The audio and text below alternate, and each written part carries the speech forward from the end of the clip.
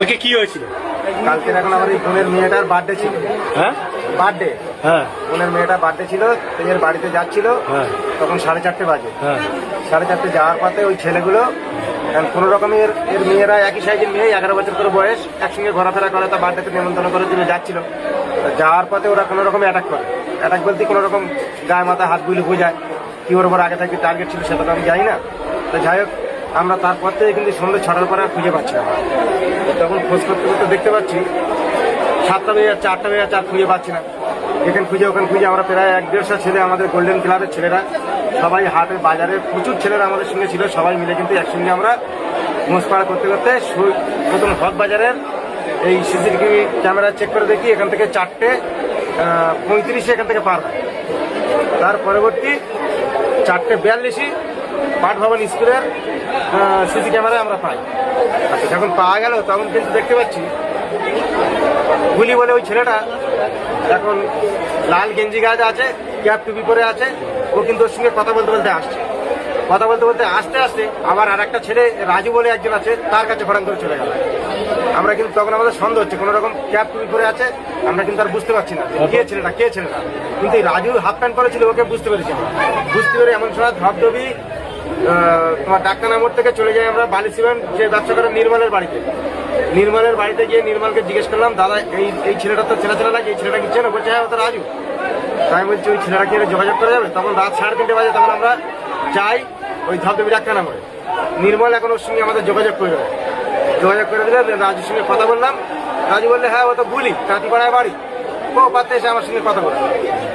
এবার আমরা মেয়েটার সঙ্গে অনেকক্ষণ ধরে কথা বলে যাচ্ছে, হেঁটে যাচ্ছে, পরিষ্কার ফুটেজ আছে। আমরা সেইখানটা সন্দেহ করে গুলির বাড়ি রাত 4টের সময় কিন্তু আমরা ক্যাম্পটা থেকে পুলিশ নিয়ে যাই। যাওয়ার পরে গুলির বউকে জিজ্ঞেস করলাম, মাকে জিজ্ঞেস বললে ঘরে নেই। ধর আমরা অনেক একসঙ্গে মতো ছেড়ে গেছি, ঘরে নেই, আশপাশে চারদিকে খুঁজছি। তার ফুটকারের আওয়াজ হওয়ার পরে আমরা কিন্তু ঘরে পুলিশ জোর করে ঢুকেছি। ওই জায়গাটা পুলিশ প্রচুর হেল্প করে। জোর করে ঢোকার পরে দেখছে ঘরের এক কোণে চুপচাপ ঢুকে আছে। ভালো, ওই জায়গাতে আমরা আনলাম, সবাই টেনে হেঁটে আনার পরে পুলিশ আমার গাড়ি আছে, পিছনে আছে, আর আমার মাঝখানে আমার বলছে, দেখো আমি তোমাদের কেস এক্ষুনি সলভ করে দেবো, আমার কেউ মেরুন।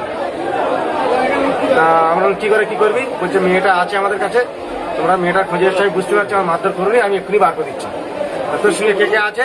কবির আছে, দিবাকর আছে, আনন্দ আছে, ব্যাংকের পিছনে যে আনন্দ, আর কবির দিবাকর আছে। 4 জনের নাম করে তাই এইবার 4 জনের নাম করার পরে আর কে আছে? সূর্যগুলি ঘাটে সহকাতের 4 দোকানের পাশে হচ্ছে তোমার বাপির ছেলে রাজা আছে। এই 5-6 জন আছে, সব কজনা তুললাম।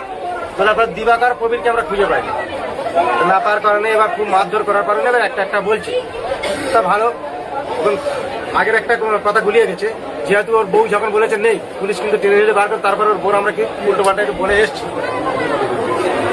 বলে আসার পরে ওর এখানে যখন নিয়ে এসছি, ও কিন্তু ওখান থেকে ব্যাক করে আমাদেরকে বলছে, চলো আমি কি বার করে দিচ্ছি, আমাকে মারধর করে। তা বলে ঠিক আছে চলো। আধা খাল হেঁটে হেঁটে হেঁটে হেঁটে গিয়ে কোনো জায়গায় খুঁজে পেলাম, এখান থেকে আছে, ওখান থেকে আছে, এখান থেকে মুখ দিয়ে আমরা ফেলে দিয়েছিলাম, এখান থেকে গাঁজা খেয়ে পাতে গেছি, মেয়েটার মুখ দিয়ে ফেলে দিচ্ছি।